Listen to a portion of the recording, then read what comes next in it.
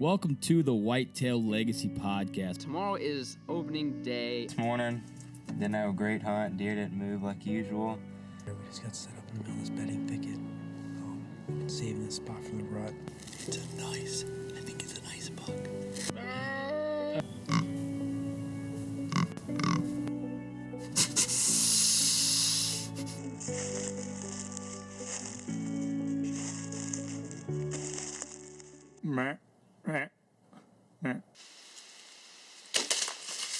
Boom! Hits a 170. That was money. I think he's down right over there, maybe 10 yards. Whitetail Legacy Podcast, bringing you back to the hunt and leaving a legacy. Baller rut. Welcome to the Whitetail Legacy Podcast, coming at you with the legend. We got the Fall Podcast, Arron from the Fall Podcast coming on. He shot an absolute giant Iowa and had an absolute epic hunt. He breaks it down day by day in this episode. We're going to go back to the legends. We're going to do some more tactics. It's kind of getting it's not deer season isn't over. We're not done hunting, but we're going to get back in the flow of some solid content. We're not as hunting near as hard as we were, so hopefully, I know we're going to do one episode to catch us up on the season, but hopefully you won't hear our voices every week of just us talking. Let's get into the partners, and we'll get into the show. I'm going to start off with Ingram's Outdoor Obsession. Any guy in the local area, Ingram's has been taking in a ton of bucks. If you're looking to get any taxidermy work, coyote, he just got in some coyote pelts to do. Any hide tanning, any skull work. I heard he might mouse. have another couple custom mounts to do this year. Does it really? Yeah. Oh, really? Nice. I know that he got that turkey on the counter. He got like 3 or 4 turkeys from people bringing in deer. They're like, oh, I got a turkey in the freezer. I've been waiting. Oh, nice. So he's got quite a few turkey full bodies to do. That's pretty cool. So any of your taxidermy needs, Ingram's Outdoor Obsession is your guy. Let's get into ECW calls. I did not take the grunt tube on Rainer's first hunt. I forgot it at the house. I was really upset about that. You had a lot of shit going on. Had a lot of stuff going on, but that would have been really cool to have him out there. And he did ask about it though, so I was like, we left it at the house. We'll get it next time. So next time I'm gonna have to get it before I even leave, or he's gonna be devastated while I'm out there. But any calls that you need, grunt tubes, goose season's in, ECW calls is your go-to. Let's get into the VIP veteran broadhead. 4-blade is out, combat veteran is out. We're doing homie's doing some editing work on that. Yeah. You guys be able to see that at ATA. I'm sure that video will be released after ATA for people to see. So we're excited to kind of be the forefront of the 4-blade, getting that out to the people.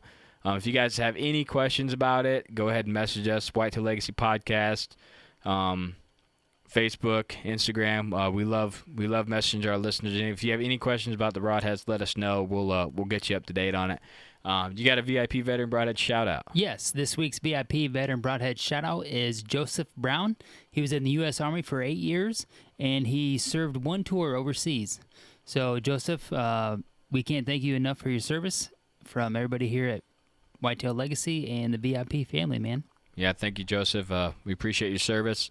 So we can put this podcast out every Wednesday and crack a oat soda? Is that what he called them? Yeah. Oat soda. It was really Pretty quick. solid, I missed it, but yeah, it was something like that. But okay, let's get into Scentlock. I got to shout out the odds bag. That thing's been super solid all year. I just had it in the dining room tonight. I'm like, man, this thing is still 2 years of like insane abuse in the truck, out of abuse in the house, and and it's still, there's nothing wrong with it. Nothing. Zippers, no tears. Oz machine still works, and that's 2 years of hardcore use when other products last me like 6 months of use, Right. You know what I mean, in the Oz line. So shout out to that. I used a camera arm one time, lost a spring. Yeah, I know. Yeah, use a camera arm, homie's camera arm one time. It's got the fancy cool kid arm, lose a spring right off the bat. So can't have anything nice, but the Oz bag's still decent. Yes. So, all right, let's get into the show. All right, we got Arron Bleise on from the Fall Podcast. How you doing tonight, man? Good. What's going on, fellas? Glad to be on here with you guys. Thanks for asking me. Yeah, thanks for coming on. I'm excited to hear your stories of the hunt this year. It sounds like we got a little pregame in. Sounds like it was pretty epic, pretty grueling, but we're doing good. We're out here in the studio finally. We haven't been out here forever. It feels like we've been on the road or hunting or in the car. In the meat wagon. Yeah, in the work car recording, but it's nice to be out here back in the regular flow of things, and you're kind of like the first episode we done after our hunting crazy vacation time, so it's nice to be back in the flow of things. For sure, man. I'm the same way. I've been wanting to hunt, getting back off the road here for a little over a month. I mean, I was on the road over 40 days this year, and now we're back, and it's around Thanksgiving, and I want to get out hunting, but I'm like, man, I like to sleep in right now too, and do some family time, and this season was pretty grueling, but it paid off in a big way, so I'm excited. Yeah, I did the same thing. I told homie, I said, I'm going out definitely today. And then I was like, I want to get my trail cams on. I made some excuses. I'd be like, I'm going to go out tomorrow. But I got a bunch of stuff done today that I wanted to get done. And it feels good to be able to just knock that stuff out when you finally get back, get home, get settled in. For sure. But hang out with the kids some, wrestle them, and then give me a couple days. I'll get back after it. But let's go ahead and give like a short preview for the listeners of who you are, what you do, and where you're from. Yeah, for sure. Like you guys said, my name's Arron Bleise. I grew up in central Michigan, right around the Wademan area to be exact. I'm about 10 minutes west of Mount Pleasant, if anybody knows where Mount Pleasant's at. And I'm 32 years old. I've got a wife and a daughter. She's 2.5 years old. I mean, I grew up hunting, and ever since I was 4 years old, my dad's had me in the woods doing that kind of stuff. And here I am, 32, and still passing on the tradition and loving every minute of it. And my day-to-day job is I'm a field producer, senior producer and editor for the Kiefer Brothers. So whatever the Kiefer Brothers are doing, whether it be Dropped or our new series Humanimal or our old series Rival Wild, anything that they have really a hand in, I'm pushing record on a lot of it and pushing the buttons to edit it, so to put it on TV. So that's my day to day. So not too bad. Yeah, it's pretty sweet. Not a bad gig. Yeah, that Dropped. I watched it a lot. It was a super cool idea. Really liked it. And man, you guys killed some stuff on that. That was epic. You guys are getting like 3 tags and going out there and dropping 3 different species on one episode. I was like, man, this is epic stuff. Yeah, it's pretty grueling, with being out there 30 days in a row with no food until you kill it or catch it. So it's a lot of fun, and it makes you think a lot before you take a couple steps too, because out there in Alaska and the Yukon and stuff like that, I mean, one wrong step and you can be toast. I mean, you're just so far from civilization, and you really got to think before you do things. Yeah, it's I mean, the epic film, like everything, we always talk about it, if you're in an epic place, you can get that epic film, and that's something you've got to experience more doing that hunt-wise. That's like a dream for a lot of guys, but you wake up like the 5th day, you're probably like, man, this is terrible. I'll tell you, the last drop we were on, we were in northern Saskatchewan, really far north, and we were there. We got dropped on September 11th, I believe it was. And I think it was like September 13th, we had the huge snowstorm hit. And from the whole month that we were there, it was a high of 25 and a low around 5 to 10. And it was just living in that every day in a tent. And it gets to the point where you just want to get out of the cold just for a second. Yeah. You want to, like, we could build fires and everything, but it's not the same as just like going inside for a second and just like unthawing and just be like, man, this is what I need, So that part was a little tough. And, when you're out there trying to fish and you catch a fish and trying to get it out of the water and your hands are freezing and, but it's all a good experience though too. So was there cool. ever a point like towards the end you just went like kind of crazy and were just like freaking out like this is so epic?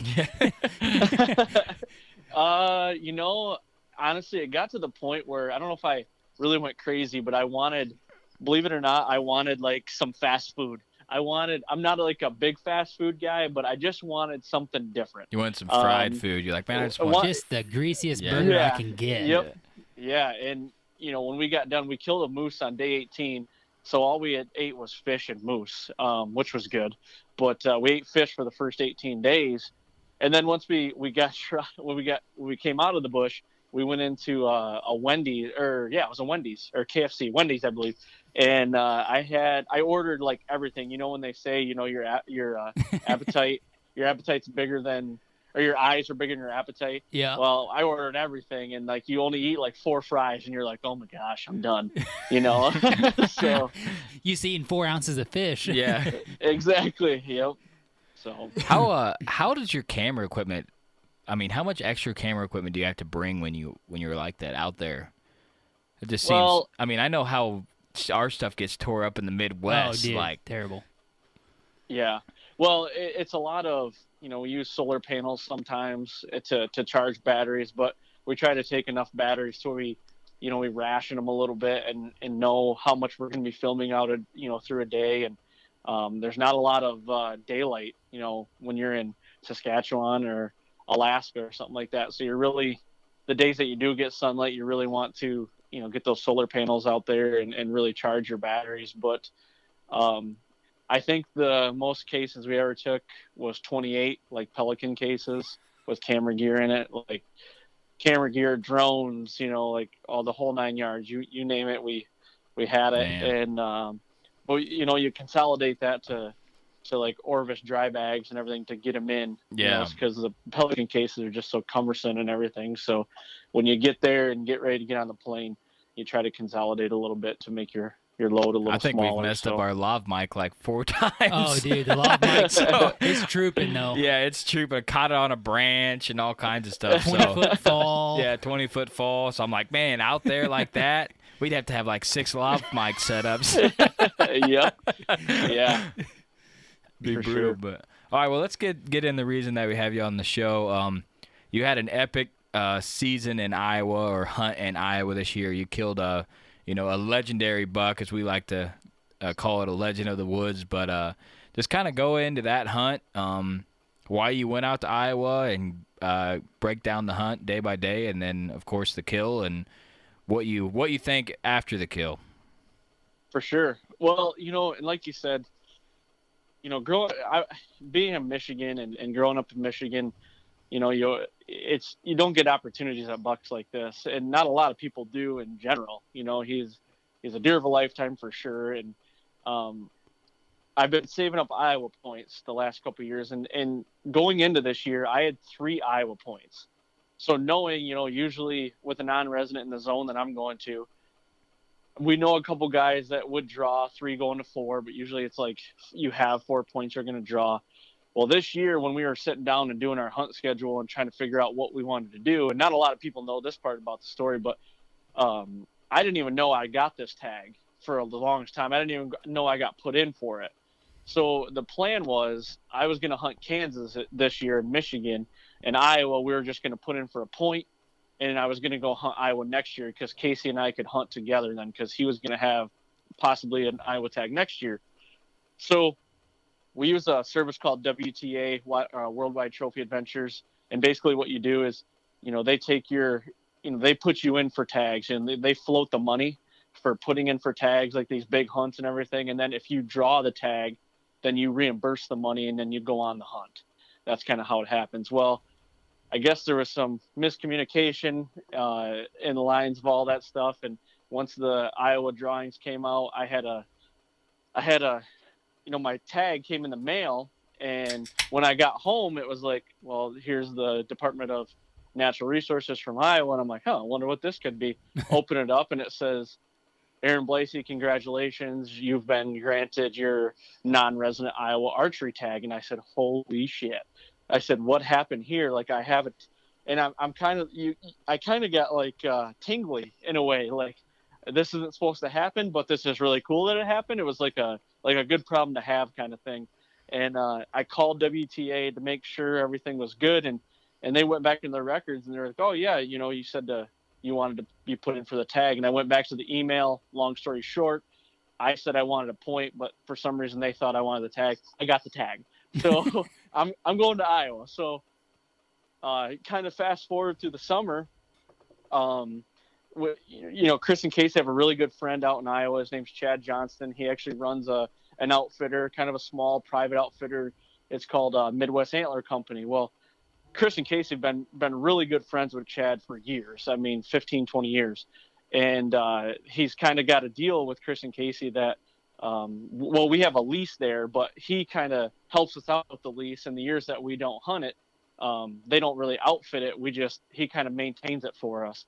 And whoever draws in our party, we can come out and hunt the lease, and we can stay with him. So it's not like we're on an outfitted hunt. We do everything DIY ourselves. He just gives us a place to stay, and he helps maintain the property when we're not there. So that's kind of how it is. So that's what we were doing. We went out there in October. Casey was like, "I'm filming you. I want to film you." Role reversal kind of thing. So, early October we went out there for 4 days and got hit with rain. I was able to kill a doe and a coyote, so that was pretty cool. Came home and then, went back there in the rut, and, we were hunting Kansas. Casey was hunting Kansas, and I was filming him.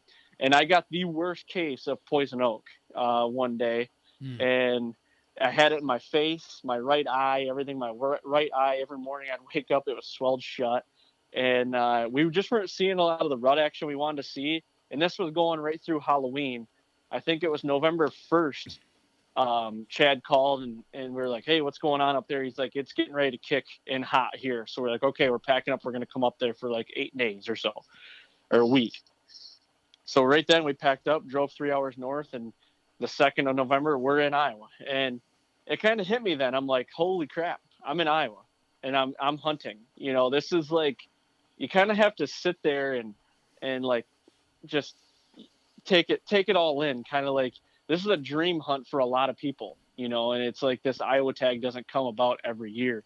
And I was excited, to say the least, when I came in there, and knowing the weather conditions that we had, I knew we were going to be in for a pretty epic week that I would think. I'm just trying to think ahead and be like, this is Iowa. There's 200s around every tree, like everybody says. But no, my whole intentions were to go in there and shoot a 4-year-old. I wanted to shoot a 4-year-old, and I don't try to get up on the inch thing, but my biggest buck at this point is a 130-inch deer. I wanted something that's a little bigger than that, and I wanted it to be at least 4 years old. So a mature deer, 130-inch deer, and that's what I was looking for. And boy, I did not realize what was about ready to happen in the next 6 days. I can tell you that. So, it was just exciting to get the hunt started. Yeah, I could see going to Iowa. I mean, especially someone from Michigan. I feel like me going to Iowa, like where I live, I could drive 2 miles and kill the same quality deer, you know what I mean? But for someone that's from Michigan or, down south or something, they're like, "Oh, Iowa, it's the land of the giants," you know what I mean? And yep. Especially if you had a lease already planned out, you probably had an idea of what deer were kind of there already. So you had we actually didn't. So the thing was, when we were there in October, we're really good friends with this farmer that's good friends with Chad there as well. And he leases a piece of ground. It's 240 acres. He leases a piece of ground, and older gal owns it, older lady she's like 80 some years old. And we've been looking at this piece for like 4 or 5 years, and we've been wanting to get in there, but she just will not allow anybody to go in there. Well, our farmer buddy, he, for like the last 2 years, has not been able to harvest his crops off of it because of the deer damage. Ooh. So he wanted, us to be able to lease it, go in there and lease it to kill some of the deer so he can, harvest his crops. Literally this year, his beans did not get over 5 inches in height because the deer just demolished them. Yeah. And, we kind of planted to see, we're like, why don't you go, when we were there in October, we had to leave, and he's like, why don't you go in there and see if we could get permission, so we were trying to play an angle through the farmer. So got to do what you got to do, man. For sure. And we didn't know what was on this farm. Honestly, God, had no idea what was on this farm. Nobody had hunted it. Chad has never been on this farm, and he grew up in that area. He has literally no idea. No stands are set on this thing, nothing. We didn't even think we were going to probably get it. So Lonnie went in there, and and his third time was a charm. He ended up, swinging her, and he was like, "Yep, you guys are good to go." So we leased it up. So going into it, we had no stands hung or nothing, and Casey and I just started scouring, the maps, e-scouting, and figuring out what we wanted to do. There's a lot of CRP in this farm, and there's like some cedar ditches in it with some crop. So it's a big CRP farm, and my plan, and Casey's the same as well. We wanted to get somewhere high. We wanted to do a hang and bang, get in somewhere high where we could see the whole thing and monitor, more of like an observation stand. And then if, something was really showing up that we, really needed to move in on, that we would do that. But we weren't going to hang any cameras or nothing. We were going to go on there and do it all on foot and just see what happened for the week. And that was our game plan going into it. I think hanging cameras not hanging cameras is smart, because I feel like sometimes the people that hang a lot of cameras, they get cool pictures, but they don't kill any deer. Yeah, I agree. We know, like me and homie, we don't pull cams unless we're hunting, pretty much. Right before season, we pull like 15 cams or something that had been setting since like for the whole month. Yeah, the whole month, and we right before season we pulled everything and made sure there was nothing that was like, here you go, something's daylighting. Right, yep. But we don't go in there and pull them unless we are hunting, because I think it just puts so much pressure on the deer that it ain't worth going in there. For sure. And another, my angle on the camera thing as well was, and a lot of guys that, have rutcations and everything like that and only have maybe a week to hunt in November, my thought was they'll relate probably to this. My thought was it's going to be the rut.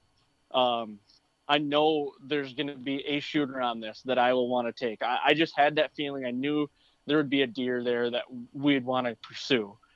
And then I felt like, just like you said, the pressure on the farm and trying to figure it out. Like, we could have went in there and tried to find some scrapes and put cameras on scrapes just to get inventory.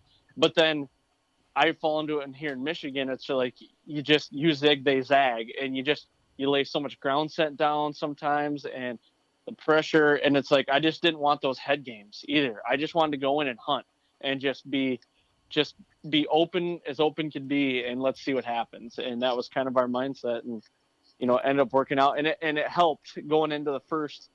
So we went in. We didn't hunt the first morning because we got in really late at night. It was like 2-3 o'clock in the morning. We didn't hunt the first morning. I shot my bow, and we grabbed 2 Millenniums, and we were going to go in that evening. So we went in like midday, found the stand we wanted to be in, hung it, sat it, and first night I had 170-inch clean 10 with split G2s come out at 130 yards, and I turned around to Casey. I said, I'm not leaving this farm until that deer's done. So that was. I honestly, I wasn't even thinking of a trail cam at that point anymore, because I was like, yep, there's deer here. And I saw 140-inch 10-point. It was like a 3-year-old and like another 130, I think, or 140-inch deer off in the distance. So I'm like, okay, there's 3 bucks here that are for sure, if they're here, I know there's going to be something else here. So that was also promising the first night. Yeah, man, that has to be super exciting. No trail cams going there first night, boom, 170. You're like, oh, yeah. Yep. But we say it all the time. If you can find a piece, and they're hard to find like that, but we kill big deer on CRP, like, well, that's all we hunt. I mean, that's literally all our property is CRP. Yeah. And they love it, man. Those big deer. Yep. There's a little timber in CRP. They absolutely love that. And we get messages all the time, like, what's CRP? But just tall grass. That's like what I tell them, just tall grass. But and then another thing, we hunted a lot of public this year, and we ran trail cams, but we didn't run them to, like, kill deer. We just ran them basically to say, is there a deer here that we would like to target? You know what I mean? Yep. And you seeing them the first night, you're like, wow, I don't even need to run trail cam. I know there's something here I'd shoot. So. Yep. And to go back to your CRP is my favorite. It is, and we don't have a lot of it here in Michigan. So, you can't hunt like we do out there here. But CRP, if you can get me a CRP field with some cedars in it, I don't even care the size of cedars.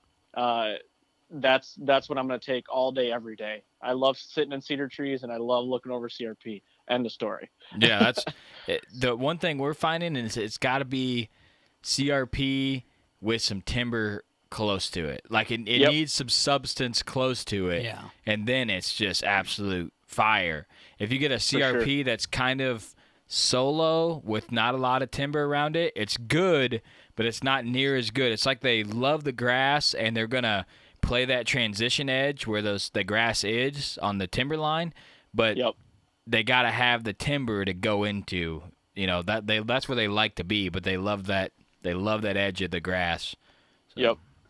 Yeah, and this farm, like I said, the best way to describe it is if you can picture a CRP field, and then go in the middle of the CRP field, running north and south, make a big indent. So it's like the bottom of two hills coming down in, and at the bottom of that hill in the middle, there was a big cedar ditch that ran to the north and south.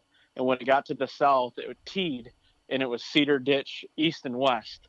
And every deer that we saw was walking that north-south cedar ditch. It seemed like every good deer, and that'll play into the story here in a little bit. But yeah, that's like you're talking about, substance and having. Deer like having some sort of object or something to be able to go out and walk by, or it seems like they always hug near something like that, whether it be autumn olives or whether it be some pucker brush or cedars, something like that. They like to go near that. You think you see this CRP field, you're like, oh, there's going to be stuff running right across it. And if there's a low spot, they'll come out in it. There's like a waterway or something in the CRP. Yep.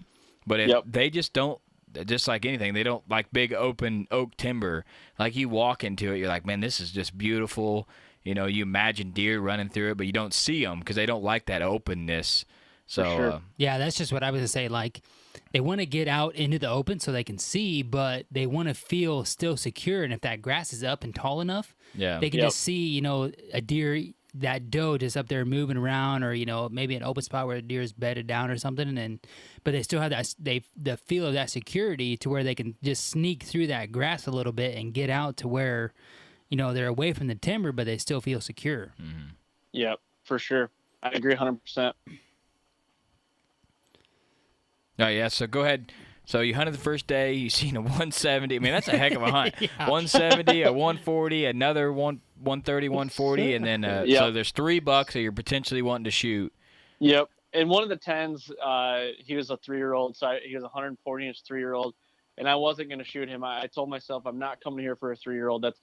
I'm not going to shoot something, that I could possibly shoot at home. Now, a 3-year-old I can shoot here at home. 140-inch 3-year-old, I mean, it could happen, but that just wasn't in the question for me. I wanted a mature animal, and one that, I was more likely wasn't going to kill at home. So yeah. And, what made this farm and this stand, we hung this stand, and what we called it was Tiny Dancer. We named it Tiny Dancer. And because the reason being, it's a cedar tree. I've got a picture of it. Casey put his finger, his pointer finger and his thumb around the tree, and they were touching. That's how thin it was. And every time you'd get up there, if you even breathe or move the wrong way, this tree is just all over. It's just swinging. So we named it Tiny Dancer. So that was the name of the stand. And so we, first night we got in there, and like I said, what made this so great was there was entry from the north and the south. So if we had a whole bunch of deer come by us and go to the north, we were exiting the south, and vice versa. So our entry and exit were bulletproof in here. We never spooked a deer ever going in or coming out, not one time. We were really cautious with that. A couple nights we got pinned in for like 45 minutes to an hour after dark that we had to sit in there, and that's just the things you got to do sometimes. So yeah, the first night had a good night. We get back in that stand the next morning, and behind us we have a cornfield. We're on the edge of a cornfield, and Casey's facing the cornfield, and I'm facing all the CRP and got it out in front of me, and it's getting daylight, and I'm glassing deer with my binos, and I can see deer. They just look like little ants, and they're all over the CRP. They're everywhere. And I'm like, what is going on? Like, it's not even daylight yet. And I'm just, there's a deer. There had to have been like 15, 20 deer. And all of a sudden there's some deer working up towards us and everything and getting close. And I'm like, this is awesome. As the sun comes up and Casey goes, deer coming from behind. And I look back and he goes, it's the big one. It's the 170. And we named him Deuce because of his double split twos. And he's like, it's Deuce. I look back and he's already at 10 yards broadside. And I got to stand up, grab my bow and get around and shoot him. And he's downwind of us. And Casey's filming him. And I got up to my feet and I grabbed my bow, got it knocked, got my release knocked and everything and clipped on. And I go to draw and I can't find a hole. There is just limbs everywhere. And he's just standing there, 10 yards, like, what are you doing? And I'm trying to draw and trying to find a hole and I could not. And all of a sudden he just walked out of my life. And I'm like, oh my gosh, what just happened? Same deer from the night before. We should be done right now, and the way I equate it to, growing up in Michigan, you have this mindset that you're only going to have one opportunity. You work your whole season for one opportunity at a deer. And I just had my one opportunity and I feel like I just, I couldn't capitalize. So I'm like, oh man, I'm done. I mean, it's kind of heartbreaking, but it's like, okay, wait a second. It's only the first morning you're in Iowa. So just stop, pissing and moaning and get ready because there's going to be another deer coming by. So, yeah, and I think right after that he walked off and I waited a little bit and did a blind rattle session and had like a big 9 come through. He's like a 150-inch 9 and nice 4 or 5-year-old, and he was big deer. And saw a good 8 that morning. He was probably 140-inch 8, just an old. He was probably the oldest deer on the farm. He was probably 140-inch, just a big, massive, like big framey deer. Like I know you guys know, like a big framey deer is when you see him, you're like, holy shit, that's a big deer. Oh yeah. And he's just got beams for days, and he's running does all over. So I'm like, man, this is great. Does are running all over, bucks are running, there's shooters everywhere. I mean, what else can you ask for? This is the first morning. I'm in Iowa. This is epic. Yeah, this is. And I remember the morning kind of fizzled out, and we decided to get down, leave everything in the tree, and we're like, we're gonna ride this stand until we kill. I mean, that was just our game plan. And honestly, we hunted every day that we were there, and we hunted all day for at least all day, but like an hour and a half, at the most, maybe 2 hours we'd come in for in midday, but it wasn't a lot. It was usually a get out, get a bite to eat, get back in. So that was kind of it. And the next couple of days kind of blend together because there's so much action going on and so many. It's like, oh, I saw this deer again, I saw this buck, I saw this shooter, I saw this one, and it was a lot of the same stuff. But went in that next night or that night, and same thing. And thing was, it was cold, but it wasn't like real cold. I mean, it was probably mid to high 30s, so it was like good sitting weather. Got in there and we were seeing does, seeing bucks off in the distance, the little bucks, and I think we saw another shooter that night, but nothing close. And that kind of wrapped up day one. And first, all day sitting day one, and decided to get back in that stand again that next morning. And when we did, that big 9 showed back up again, and he was like running up the hill across the way from us, probably, he was 250 yards, maybe 250 yards.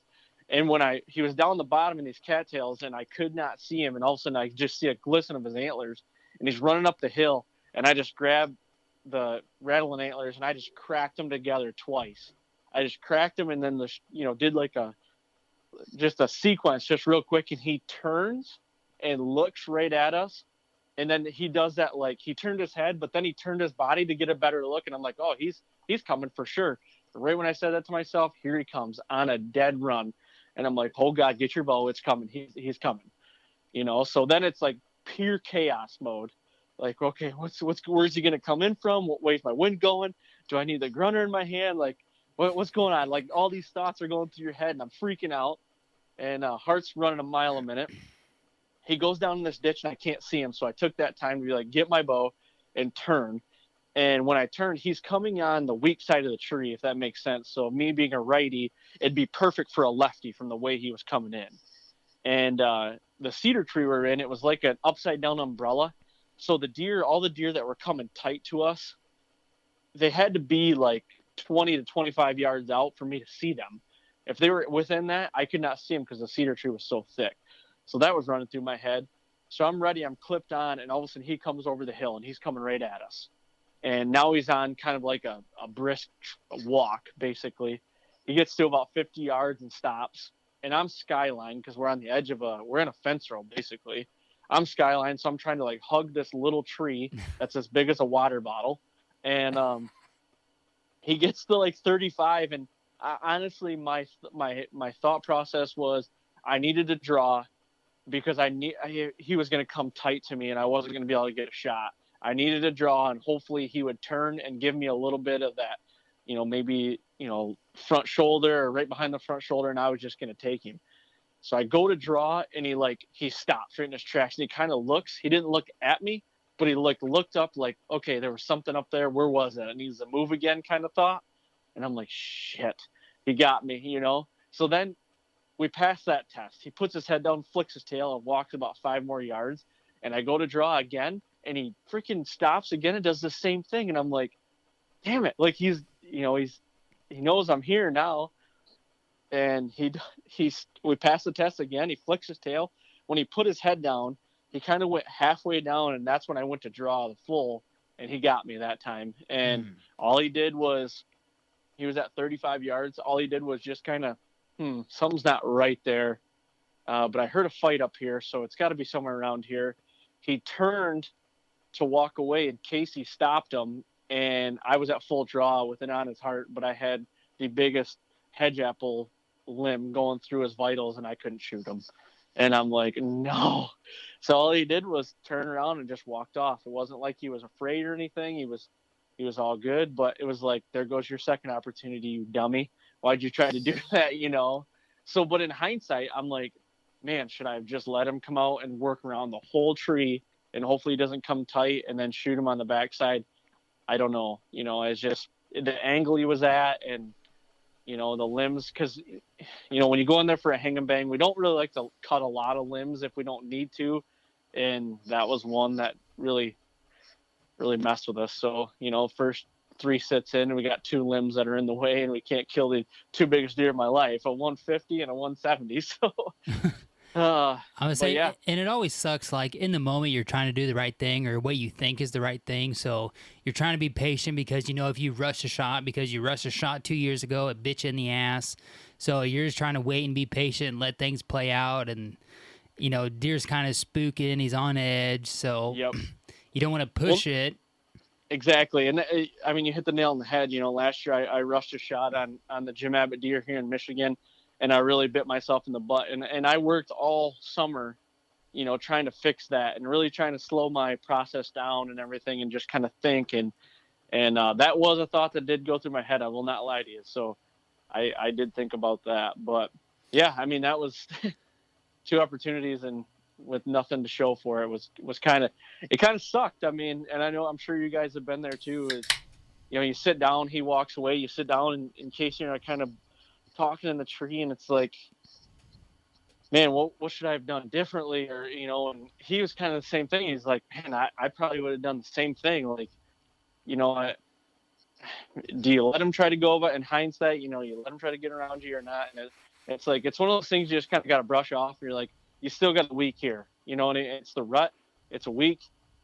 Let's just sit down and let's see what happens. And that's what we did. And that night, we went out that night, and we didn't see a shooter that night, but saw a lot of does. So going into it, we're like, there's enough shooters here. And honestly, and I don't want this to sound bad or anything, or sound, however you want to take it or however anybody wants to take it, but I knew that I was guaranteed to get an opportunity at one of these deer. I just knew. In 6 days, or 7 days, I knew I was going to get another opportunity at one of these deer. I don't know who it was going to be, but I just knew. I've never felt so guaranteed in my life. I don't know why I had that feeling. And it could be just because I saw 4 or 5 shooters in the matter of 3 sits and had 2 of them within bow range. So, and the way the does and the bucks were acting, it was unbelievable rut. And I'm kind of leaving out a lot of the other stuff. There's little bucks and there's, good like 2 and 3 year olds, like 130, 140 inch 3-year-olds chasing does all over, so it's like great action. It's nonstop, but the midday stuff was not really working out. We'd hunt till 11, 12 o'clock in the afternoon, and it would really fizzle out about 8:30, 9 o'clock. And we'd see a couple scragglers, little fawns or spikes or something roll through 9, 10 o'clock. And it was like, well, they're probably not on their feet right now. That's because we weren't really seeing it. So that's why we were going in and coming back out. So the next day we go back in the same stand and carbon copy of the previous morning, other than we didn't have a shooter in distance, but there was a shooter. I think the big 8 was back. Saw him cruising, and the 9 started being a frequent flyer. He was around. He was really receptive to calling, and we caught a glimpse of him going through the brush, and couldn't really get him into bow range, but does all over. And that morning, off in the distance, I could see a long way. I picked my binos up, and I was glassing like 800 to 1,000 yards away. And I just had this deer in the CRP field way off run through my binos. And I'm like, holy cow, what was that? And I'm trying to get back on him. I get back on him. All I see is tines going down into the thick bedding area. And I'm like, holy crap, that's a big deer. And right after that, the morning was kind of winding down. And I told Casey, I said he had to go back and he had to do some work. It was midweek. He had to send some emails and everything. And I'm like, I'm going to go hang a stand on that bedding area and let's do a hang and bang and hunt there tonight. He's like, all right. So we got down. I went and got another stand, hung it, went back and got Casey, got in the stand. So we did hunt on there. There was beans there, and we were right on the edge of bedding. Got in the stand, had a good 2 or 3 year old come right underneath of us. And he was out. We saw 12 does that night, and he was out chasing those does, snort, wheezing all over, chasing them around. Never saw the shooter. So my plan was then, it was like, I want to get back into Tiny Dancer in the morning and see what happens then. So we went back that next morning to the Tiny Dancer stand and had the big 9 show up again and grunted him into, this was the weird thing, grunted him. He was kind of going up the same hill he did before and hit him with a couple grunts, and on a dime, did the same trail, did the exact same thing that he did when he caught me drawing. But this time he came to 60 yards, and it was almost like he put the skids on and was like, okay, deja vu. I've been here. I did this before, the morning before with a rattle. I probably shouldn't go any farther. And what he did is he jumped up into the corn, and we're like, okay, he's going to come to the corn edge because he's got security cover now. And he never ended up coming up the edge or nothing. We never saw him again. So that was the next morning, and he shows up again. Trust me, later in the week, and it was another heartbreaking moment. But yeah, I don't know, that it's 4 or 5 different shooters in the matter of 3 days now, and it's like I said, it's just more of a when is this going to happen kind of thing. I knew it was going to happen, just when. So you drew on more shore, had the opportunity to draw on more shooters Right? than I have in a whole entire season in a couple of days. So that's pretty epic. yeah, it was hard to, I mean, you go back at night and you're sitting there and going through your thoughts and everything and what happened. And I almost had to pinch myself, like literally you were living a dream right now. This is like the most perfect hunt that you could ever dream of. And you're living it right now, and you haven't even shot an arrow yet. So that was pretty cool. But you have those times where you could see a rut. This was in my head. You could see a rut happen for 2 or 3 days, and then for the next 3, it just shuts right off. You don't see a deer again. And that is in my head too. And I'm like, when is this going to shut off? This is too good to be true. I'm just waiting for the off button to be flipped on here, and we're done for. So, yeah, I've had 2 really good days of rut activity, and then going to that 3rd day expecting the same thing and just been like a total heartbreak. Didn't even see a deer. You're just like, what? We had it day to day. Happened? Yeah, and then this year it was day to day. We had one day we seen one shooter right at daylight, and then we didn't see another deer the whole entire. We never left the stand. Nope. Sun up, sun down, and then the next day we seen 5 shooters. Yeah. And then like 13 does, same tree, same spot, seen like 6 small bucks, 5 shooters. We're talking like shooters over 140-ish. Yeah, we didn't see a deer an hour. Every hour we seen deer. Yeah, hour and a half. Yeah. We had deer at like 1240. We had one come 5 yards at 1240. Yeah. Couldn't get a shot. crazy. Walking right at us, and that was day to day. Same tree, same spot, and that was public land. It's like someone walks into public ground. They're like, "Man, this spot is junk." And then the next day, there's a mid 170s through there. You know what I mean? 50 yards from your stand. Yeah, mid 70 at 50 yards. Crazy how that works, man. It's like a light It switch. is crazy. It is, man, and it's like, they're still rutting because they have to rut. I mean, Yeah. Mother Nature tells them they have to rut. That's a lot of people are like, oh, we missed the rut. Well, we missed it because it happened at night. Well, they're like, oh, it's the weather. Well, it doesn't. To me, it doesn't matter what the weather is. It doesn't. It could be raining, could be snowing, it could be 100 degrees. They are gonna rut. You're just not gonna see it because it's gonna be after dark. Yeah. And that's the tough part about it too. Yeah, we had colder temps the day before Yeah. than we did, the day after. The only thing different was less people on the public that we seen. That was the only, For sure. only difference. So that's the only I thing we gotcha. could think that would. But like we talked to everybody that went like at the trucks at night. Nobody seen anything that day, and the next day was Really? just gangbusters. just deer everywhere. So. Yeah. That's cool. But all right, so it's the next morning. You're in Tiny Dancer. How high were you in that tree? We were about 8 feet. 8 feet. Yeah, that's what I was Yeah. thinking. So me and homie, 6 to 8 feet. what yeah. we shoot? Maybe we were about 12 foot. We were On thinking. Sunshine? Yeah. Yeah. Yeah, we were in a tree it was probably about. I would say I couldn't even put my camera fourth arrow arm. I had to handheld it. It was so small. Yeah. right. Yeah. Well, I want to backtrack a little bit too. The night that we sat on the beans next to the bedding area, Chad actually made a loop around the farm for us, and we're texting back and forth. And he from a certain part of the road, you could see Tiny Dancer, and you could see a little bit of the field, the CRP that we were hunting, but not a lot. There's parts where you can see it.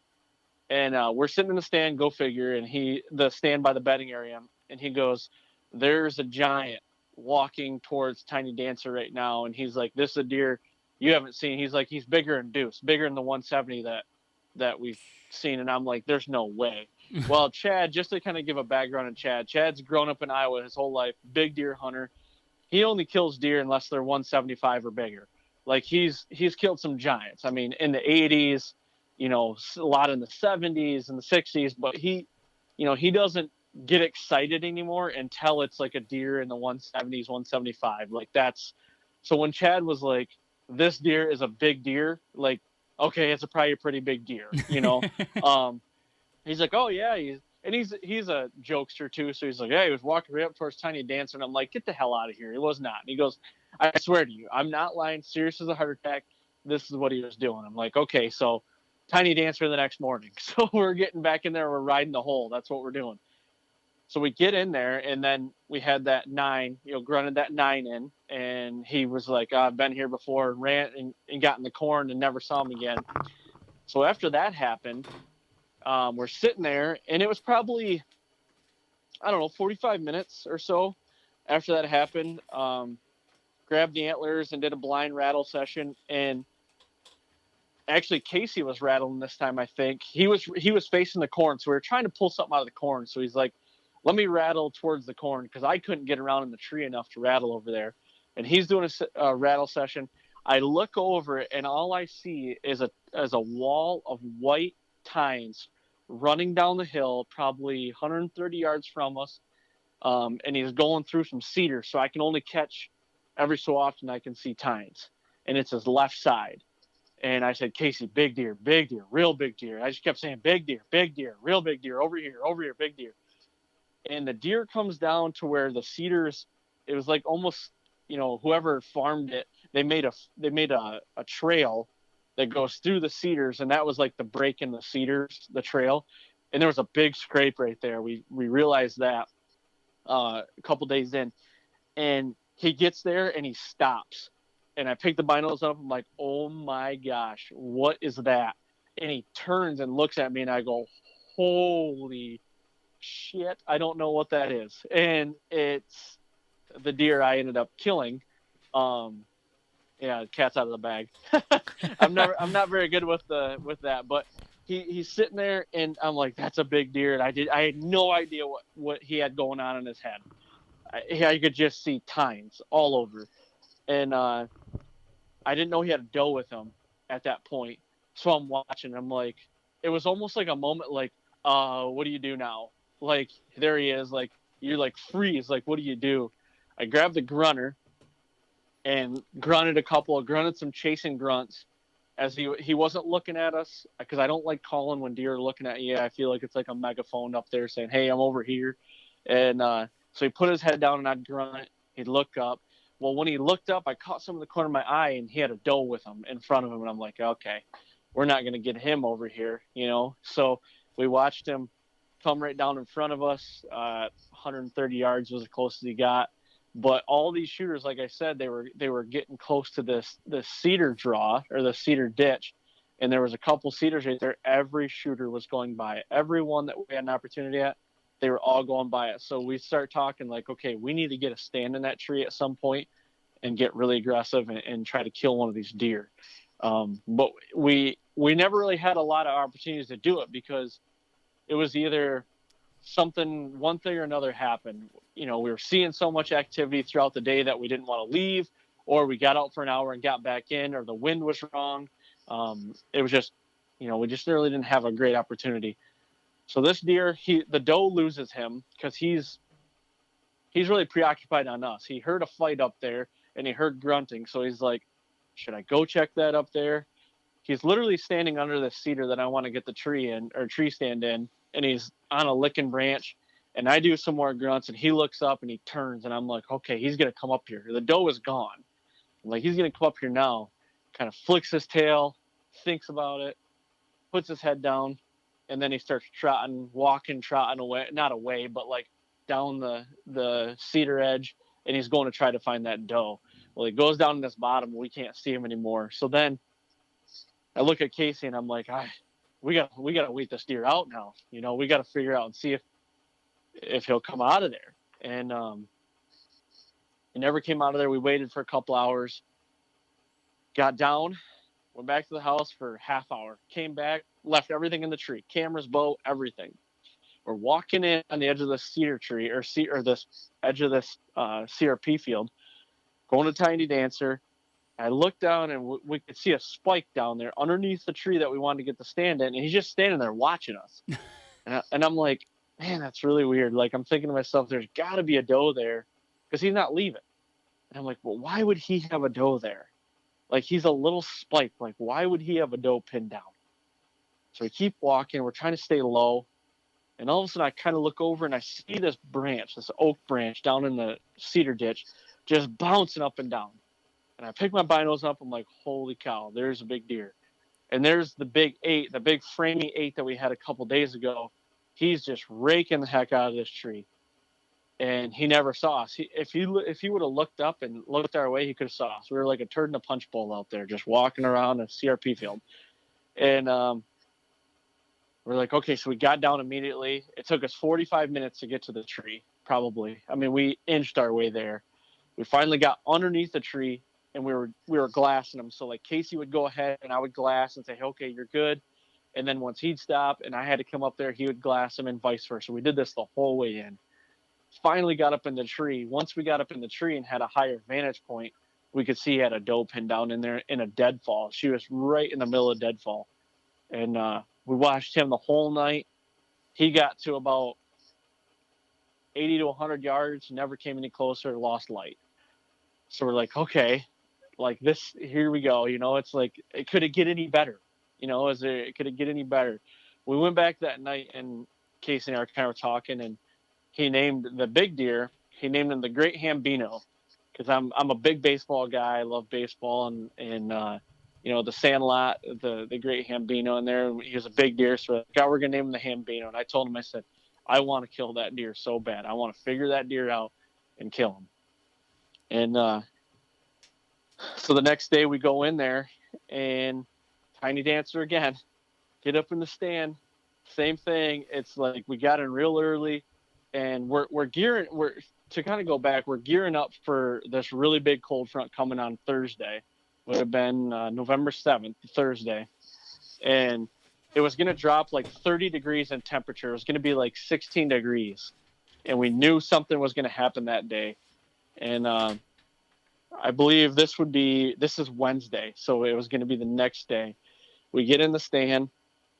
This would be day 5, and I'm glassing the field. He doesn't have camera light. I can shoot at this point, but I thought he had camera light.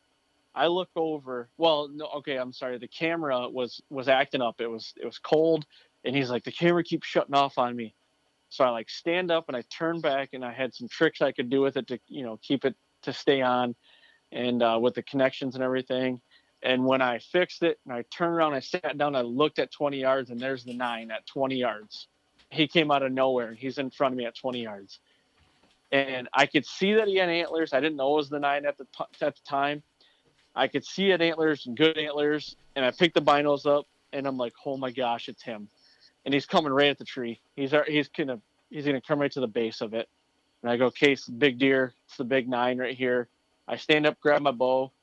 I looked at my pins. I'm like, I had enough light for sure. He comes right underneath the tree, and he starts leaving the way he had come from before, quartering away, 25 yards. I like go to full. I get ready to go to full draw. I think I did go to full draw, and I said, can you see him? And he goes, I'm at 64,000 ISO. And I said, I just thought to myself, he never said yes or no, but I knew that's way too grainy, and I knew I wasn't gonna be able to shoot him, so I had to let down, and he walked away. Props to like, you, oh man. Oh my god! We had that situation this year, and I said, "You got him?" Homie said, "Yeah, I knew it was dark." Boom, dead deer. Yeah, and Casey didn't say yes or no, and he's like, "I could see him. I could see it there." And when he said 64,000, I said, "Nope." The storyteller took over me, and I had a thought like, it's not why I came to Iowa. Not one, I wanted to come there and have a good opportunity. I wanted to kill the biggest deer that I could, but I also wanted to be able to document it in a very cool way and get it done. So that's not how I wanted it to end. And also, I mean, I think I could cope with it because there was, we've been seeing some good bucks. And we've had, almost 4 opportunities in this stand now. So we had confidence in this tree. It was going to happen. And it's just, it was a tough pill to swallow. I can tell you that. But yeah, and he walked off, and it got daylight. And same thing. I mean, saw good movement that morning, saw some, good little bucks. And that 9 point, he walked right down to that tree that we wanted to get in. And when he walked by there, that was the last straw. We were both like, okay, we're taking the stand down. We're going down there. We're hanging it. And that's what we did. We literally got down right then, pulled everything out of the tree, the millenniums and everything, loaded everything up on our backs, walked down there, and found the tree. We knew we wanted to be in that tree. Have never been down there, because we had hardly ever set foot on this farm. Figured out a way we could get it in.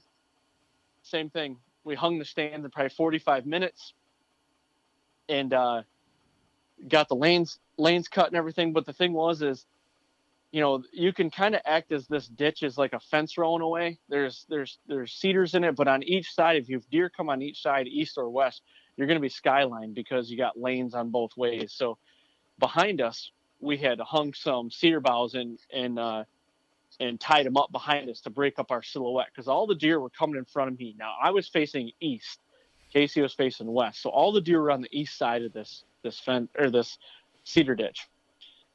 So we hung it. We went back to the house real quick, grabbed a sandwich, got right back in, and had probably honestly the worst night of hunting we had that whole trip.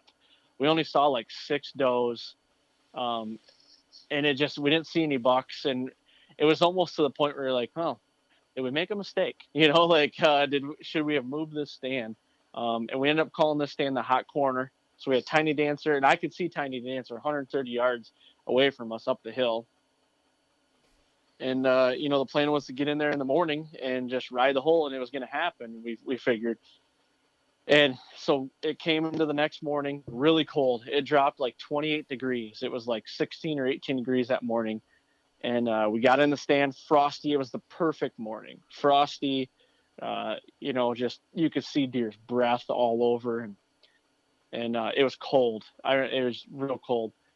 We got in the stand, and we're sitting there, and heard a twig snap down to my right, and there was 2 does that had started coming out, and the sun hasn't even come up yet, but you could still see, it was light. The sun hasn't even got over the horizon. And I'm watching these does down below us, and I'm kind of facing Tiny Dancer, and I look up and I can see some deer coming over the hill right underneath the Tiny Dancer tree, right underneath of it. And I'm like, okay, I can see a doe, I can see another doe, I can see another doe. And I'm like, man, I got to pick my binos up. I got to look up there and see if there's a buck, because I didn't want these deer underneath me to bust. Pick the binos up. Who do you think was underneath of it? The Great Hambino at 10 yards, right underneath the Tiny Dancer stand. And he's pushing 8 does around, 8 does, right underneath the stand. There, and he's right underneath the stand. And I'm like, are you kidding me right now? And then it just hit me. Like, I got this really mad feeling in my body, like, you're an idiot. Why did you move? We had confidence in that tree. But then it's like, you have that, but then it's like, okay, he's in front of me right now, and he's coming towards me. So, like, you got to get back in the moment here. And the does start working down towards us. And that's what they've been doing all week. I mean, if they'd come underneath of us or come by us, they come right down to this tree where we're sitting. So I'm like, we just got to let it happen. It's going to happen. And I think the does that were underneath of us really screwed us, because they started walking up towards them. And I think they kind of kept them out too far from us, because they're like, oh, we lost you last night. Now there you are. We met up. Now we can go frolic somewhere else, And so we got epic footage of this deer. And he was chasing these does 80 yards. And he's, lip curling, snort wheezing. He's got frost all over his back. It almost looks like he doesn't have hair on his back, and his breath's coming out of his mouth, and he's snort wheezing, and just like, there's another little buck. He's chasing this other buck off. And I'm like, man, it's epic morning. The sun was coming up behind him. It was just unbelievable. Well, these 2 does ran down in the ditch to our north. And they went down in the ditch, and all the rest of the deer went down there. Like, he pushed them down in that ditch. So they're gone. So as he left, I grabbed the antlers, did a rattling session, and I'm like, thinking the wind was coming from him to me. So I'm like, he's not going to be able to smell us. I wanted him to hear that, because if he loses that doe, maybe he'll come back and like look for it, heard a fight over here, trying to find another doe. Well, the way he ran, there's a road up there, and once you cross the road, there's literally nothing on the other side of the road. There's like hardly any timber. It's just a big grass field. And I'm like, I don't think they're going to go across that road. But what there was on my side, we were within 100 yards of a pond dam, and there's cedars all the way around it, and it's really thick. So we're like, he probably went up there with that doe and bedded up next to that pond dam. And that's the way we needed to take to exit. Because, I said we had good entry and exit for Tiny Dancer. We didn't have great entry and exit for this one. It was north. You had to go to the north to enter or to exit, and then you had to come from the north to enter. So we're thinking, if he's up there, it got to the point where I got so cold, my feet got so cold, that I'm like, I can't stand it. I got to get down for a little bit.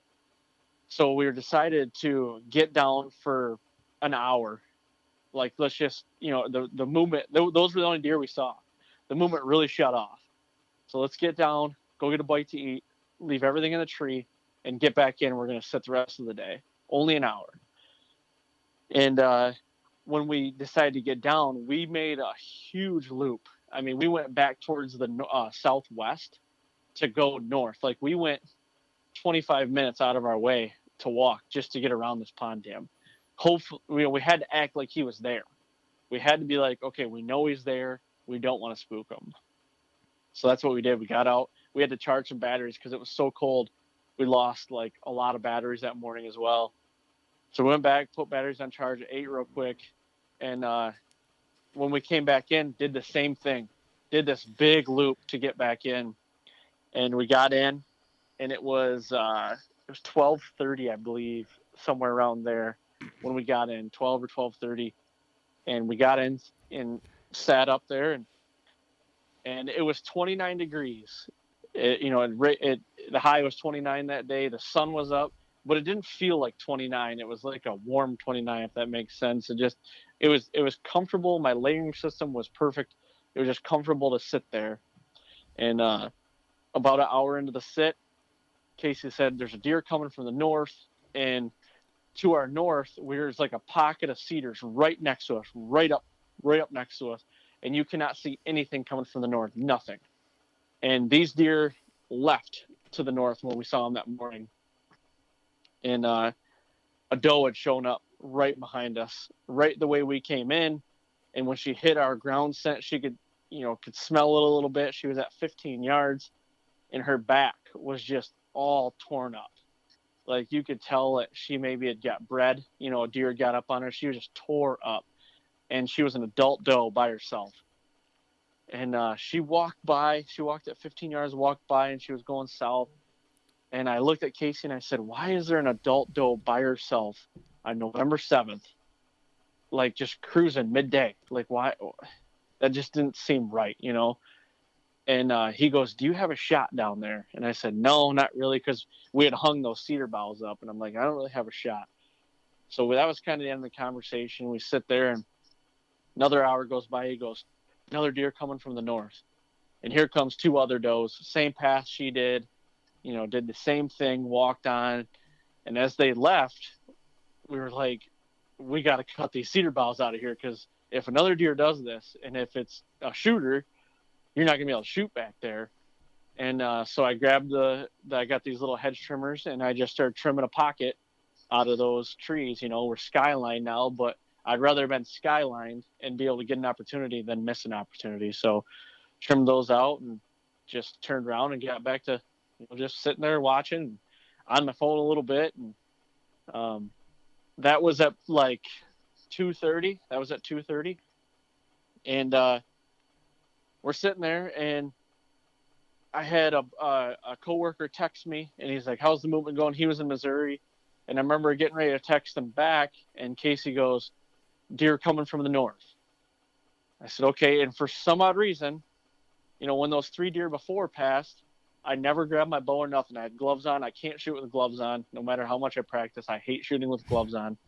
But when those deer passed before, I never took my gloves off, and I never went for my bow for some odd reason. But when he said this, I took my gloves off immediately, turned around, and grabbed my bow.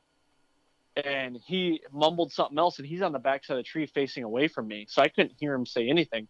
But I thought I heard he said 30. I thought I heard him say buck. It's a buck coming. And I kind of had to lean out from the tree, from our tree and him, because he's like in line where this deer's at from me. And I could see his right side. And I said, "Holy crap," in my head. It's the Hambino. It's the big deer. And he's at 20 yards, and he's doing the same thing these does did. And I said, "Case, are you good?" And I couldn't hear him because he was on the other side of the tree and everything. I'm trying to communicate with him. And this deer hits our ground scent. He did the same thing the other deer did, except when he hit our ground scent, he turned and walked straight at us. And I'm like, "Oh my gosh, when he turned and walked, I drew. And I said, "Are you good?" And I said, "Are you good?" again. And he goes, all I heard was like a mumble. So I took it as like, yes, he's good. So I'm locking myself in now. And I use a Garmin sight, and I hit the button to get a pin, and it ranged 17 yards. And for some odd reason, I panicked. And I told myself, "Get your fixed pins up. And if you hit the button twice, it'll bring fixed pins up." So I have my fixed pins set for 20, 30, 40, 50, 60. So I put the fixed pins up, and I just got all the confidence in the world. I remember having that feeling again, like, "Okay, no, you're good. Okay, so put your 20 on him and smack him." And he's kind of quartering to us. And if he gets any closer, he's going to be in a hedge apple tree, and I will not be able to shoot him. And I stopped him. And when I stopped him, he kind of opened up a little bit on his left side, and I put it right behind his shoulder, and I smacked him, and it hit him so hard. It was the hardest arrow I've ever heard hit a deer. He like whirls and he's running straight away from us the way we came in, and I can just see blood just shooting out of his left side. I can see the arrow sticking out of his right and blood shooting out of the left side. And he's running, and he gets about, I don't even know how far. He wasn't even down yet, and Casey and I are starting to yell in the tree like we did it, like. And I turn around, and I see him go up a terrace, and he goes up another terrace, and he's at about 60, 70 yards, and I just see him get the low back end, and he's just wobbling, and he piled up right there, and I'm like, I lost it. I absolutely lost it.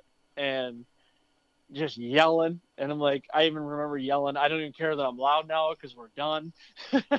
And it was just pretty crazy. We got to see him go down and everything. And, at this point, when we first saw him, we were trying to look on film and see how many points he had and what he was and everything. And you just couldn't figure everything out. But from his frame and everything, we were figuring he's probably going to be like around 170 or something like that. Like we figured he was going to be right in that ballpark. And so he goes down, and we're sitting there like, I'm calling my wife, I'm calling everybody, and just trying to relay the message to everybody that we just killed a giant, because a lot of our close family and friends, we've been telling throughout the week, we're hunting this deer, and we're going to, try to kind of keep it not secret, but just hopefully it happens, but we're telling everybody close to us. So it happened. And so finally we kind of make all our phone calls, and Casey goes, I'm going to go down and look at him. I'm like, yes, I'm coming too. He goes, nope, you're not coming.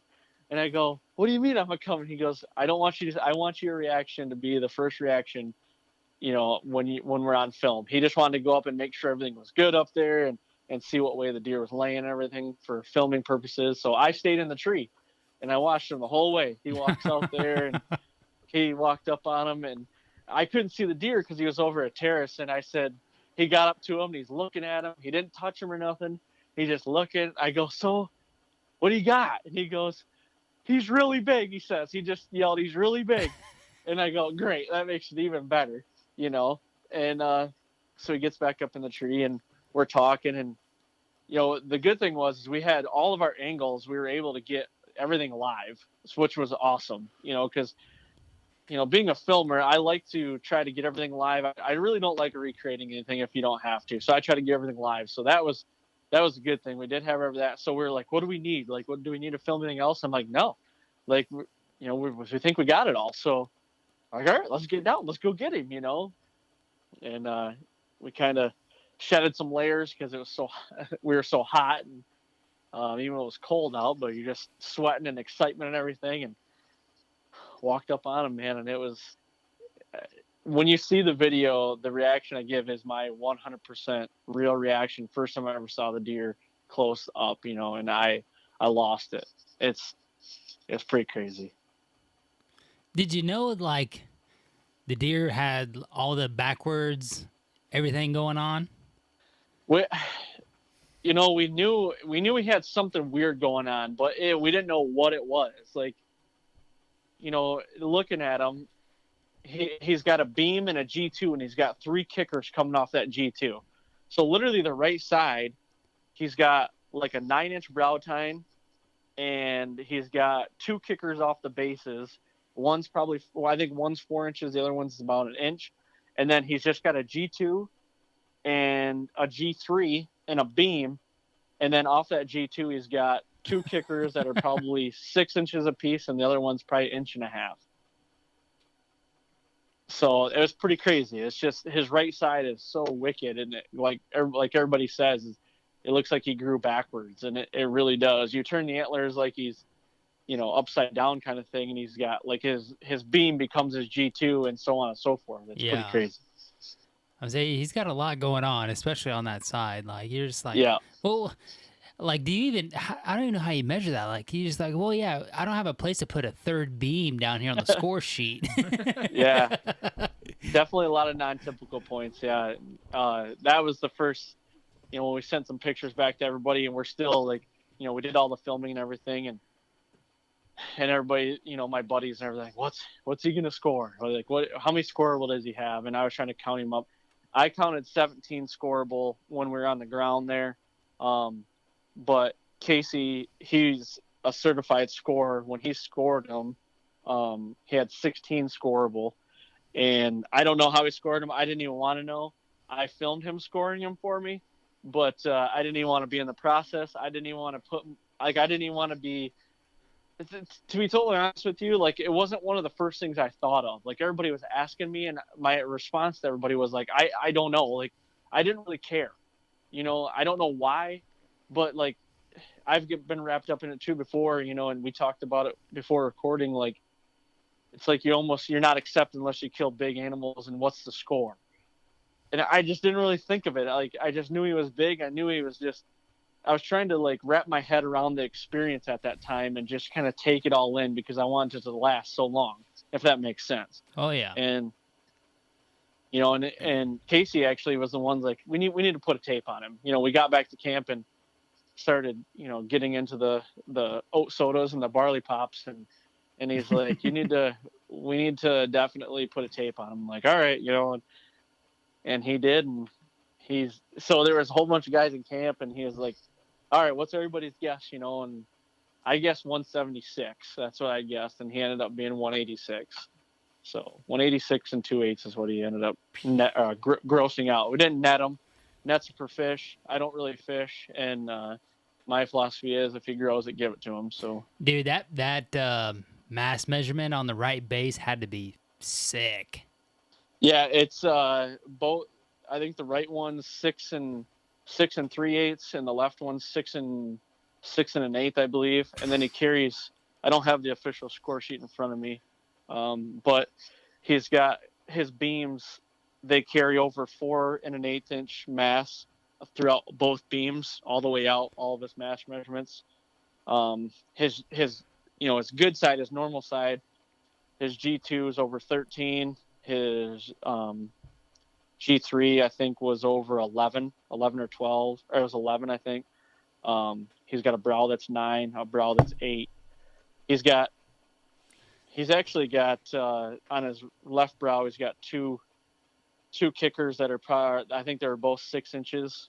So yeah, he's only 15 and 1/8 inch inside spread. He's really narrow, and that's what like I think got me, and why I didn't think he scored that well like that. I mean, don't get me wrong, he scores really well, but why he wouldn't be that high is because he's really narrow. Yeah, it's hard to tell when you get those tight. If you get a wide buck, it automatically looks bigger, like in my mind. Yeah, for sure. Yep. Yeah. And that's a thing. Like, his beams were, one was 22 and some change, the other one was 23 and some, and so he didn't have crazy beams. He just had time length and additional points, really carried him out. Yeah. And a third beam. Yeah. Yeah. Third beam. Yeah, Yeah. Right. And the good thing with his points and additional points, they're long. I mean, there's like 4 of them that are like 6 inches long. Right. Yeah. So that helps really out helps a ton. out too. Yeah. It's super cool when you get a buck like that. It's got so much character. Yeah. It's weird. Some people love the traditional frame. I like stuff that's a little crazy. Yep. So I agree. I love freaks kind of like that, and that's what everybody says too. Is like, he's the most. You don't even know how many people have said he's the most unique deer they've ever seen. And the cool thing about to me is you'll never see a deer like him. You won't. And I don't know. He's just. I'm looking at him right now, and he's just really cool to look at. Oh yeah. But yeah. Man, that's super epic, man. You sound like you had an absolute incredible. I mean, 5 days. 5 days, right? 5 days. Yeah, honey? I killed him on the 6th day. I saw him on day 3. Saw him day 3 and 4. Saw him on day 3 for the first time, and then killed him on day 6. Yeah, That's epic, man. We've always talked about, like, well, if you could see a buck, more than once, like, if we see a buck one time, we have to kill him then, or we're not gonna see him again. It seems like. Yeah, we killed him on the third time. Third time of seeing him. I think it was third different time. It was 3:30 in the afternoon, and I believe that first doe that walked by us was his doe, and we're almost positive he went up to that that pond dam and bedded up with her. And he either bred her or was just like, I'm done with you. And he was cruising for another doe. I mean, we had another almost 3 hours worth of daylight. Like, he was like a midday guy, you know, and Yeah. I ended up shooting him at 15 A yards. lot of people walking to the stand at 3 o'clock and exactly getting set up. Yep, for sure. And I had to put a lot into like our thought process and entry and exit too. I mean, that was key. Like, if we would have walked in where we were pretty sure he was bedding, we would have bumped him for sure, or walked out that day. We would have for sure bumped him. And we just took it as, we got to believe that he's in there, so we got to do this the right way. And that's what we did. And I think that's what ultimately killed him is, you know, going the long way around, taking the extra time, even though it's like, you know, you get into the season and you take these rutcations and it's like your time off from work and stuff like that. And you always, for me anyway, and a lot of guys I talk to, it's like, you're always on a rush. You're always going. Like, I got to get there. I got to, you know, it's like, take a couple minutes and just assess the situation and take the right steps to, like, you know, I didn't know that deer was there. Like, I figured he was there, but you got to go in there as like he is there, and you got to do it the right way. And I ultimately think that's what helped us out. Yeah, I agree. I don't know how many times me and homies talked about access on this. Yeah. That's like your number one. If you can't access a tree or access a stand without bumping it, you don't need to be hunting it unless it's, you know, a couple times a year or something crazy. But you going that extra, you know, 30 minutes around, 25 minutes around to avoid this deer was key. Because if you would have bumped that, or even if you would have bumped the doe and that doe would have ran through there and he'd be like, okay, there's a doe running south now, I'm going to chase her, never would have happened. So For sure. the smallest things that make you successful. We talk about it a lot. It's like you got this huge picture of the season and all this stuff you're going to do to make you successful, but it's those little minute things that you do or don't do that make you successful. You know what I mean? Right. So. Yep, I agree. All right, man. Well, let's talk about the fall podcast a little bit, where the listeners can find you, and then we'll wrap it up. Yeah, for sure. Yeah, I mean, coming up on 2 years now, almost 2 years, year and a half or a little over a year and a half ago, I started a podcast called The Fall Podcast, and you can find it on iTunes, Apple Podcasts, Podbean, Stitcher, there's like 30 different platforms you can follow or, you know, find it on. And I usually try to drop one every Monday. During the season, it kind of gets sporadic. It's like trying to get a podcast out. You guys probably know it's like, it's hard to stick to a regimen and be like, you know, every Monday, but now things are starting to slow down a little bit. So usually every Monday a new podcast comes out, and it's all whitetail. It's all tactics and tricks and, you know, and different things guys are doing around the Midwest. And my whole thing coming into it was, you know, I was scouring the internet, you know, when my brother-in-law bought this farm that I call the 1 acre farm. I was scouring the internet one day and trying to find a guy that's got a similar situation to me and what they were doing on their farm. And I could not find it. I couldn't find like a forum or a blog or a podcast or nothing. And I'm like, it kind of like triggered something like, I want to get that story out there and get everybody else's story out there. Like a guy from PA that only hunts 42 acres and this is what it is. A guy in Iowa might have that same, you know, something similar to that and can take tactics from that guy and ideas. And that was my kind of plan going forward. And it's kind of expanded into a little bit more, you know, it's gear reviews and stuff like that and success stories and just, you know, different things about the fall, because I mean, the fall, that's why I named it the fall. It's my favorite time of the year. And us as hunters, that's our Super Bowl. We gear up the whole year for the fall, and that's my favorite time of the year anyway. And that's when we try to make it happen. Oh yeah. Yeah. I live for about 2 months. Yep. So. Yep. For sure. And then you have social, Facebook at the fall. Your Instagram is AB Humanimal. Yep, AB_Humanimal. I did have a fall podcast page. I shut it down for right now just because it's telling you guys it's just a lot to do too. So I'm just throwing everything on my personal. So any updates for the fall podcast, go to AB_Humanimal. And you can see what I'm doing on the other side of things, like as far as, work stuff with the Kiefer brothers and Humanimal and everything we're doing there. And Facebook, I've got the Fall Podcast page on Facebook, so you can check it out there. And all the episodes go on there as well. So if you have Facebook, look up the Fall Podcast, and you can listen to them every Monday there. So, yeah. All right, man. Well, congratulations on a legendary buck, an epic hunt in Iowa. Sounds like another 3-4 years you might be trying to get back out there. It sounds like you got the piece to do it on. So yeah, that's what I'm going to do. I'm putting in for another point here this next year, and hopefully in another 3 years I'll be out there. So all right, man. Well, we appreciate you coming on. Yeah, thanks for having me. Thanks a lot, guys. I don't think that you can get much better hunting in 5 or 6 days than he had. Multiple encounters with shooters, epic. One of the legendary story for sure, and a legendary deer.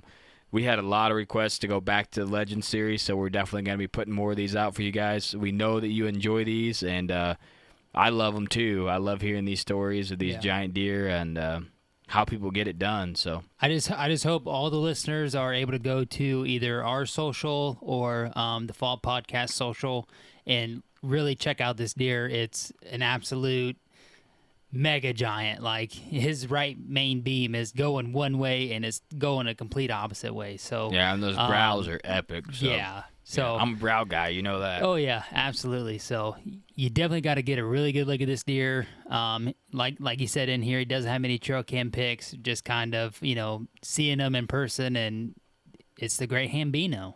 Yeah, the Great Hambino. All right, still a lot of season left. Get out there. It's a late season. Start thinking. Try to find one of those bucks coming off. Trying to get back on that feed bag. Leave a legacy, and Whitetail Legacy's out.